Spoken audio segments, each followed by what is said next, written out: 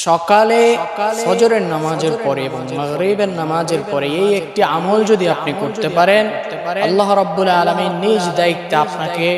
সারা দিন আপনাকে আল্লাহ রাব্বুল আলামিন শয়তানের ধোঁকা থেকে এবং সকল প্রকার গুনাহের কাজ থেকে বিরত রাখবেন। রাসূলুল্লাহ সাল্লাল্লাহু আলাইহি ওয়াসাল্লাম বলেন, কেউ যদি ফজরের সালাতের পরে সূরা ইখলাস অর্থাৎ কুল হুয়াল্লাহু আহাদ এই সূরাটি 11 বার তেলাওয়াত করে ফজরের পর থেকে নিয়ে মাগরিবের সালাতের আগ পর্যন্ত, ওই বান্দার সারা দিনে সকল প্রকার গুনাহের কাজ থেকে রব্বুল আলামিন নিজেই বিরত রাখার দায়িত্ব নিয়ে নেবে। আবার ওই বান্দা যদি মাগরিবের সালাতের পরে